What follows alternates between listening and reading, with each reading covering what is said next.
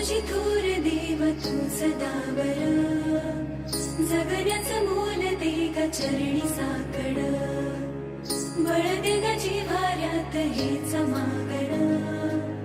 जगण्याचं मोल दे ग चरणी साकड ये साकड घाली तो गाभाऱ्यात माथा आभाळावरून राहू दे र कृपा नमन तुझे मी करीतो र देवा भरून झरू दे तुझी चर कृपा हिमतीच बीज दे पोई तुझ्या दारची उभं राहू वादळी ना भीती कुणाची साथीला तू उभा मी वाट चालतो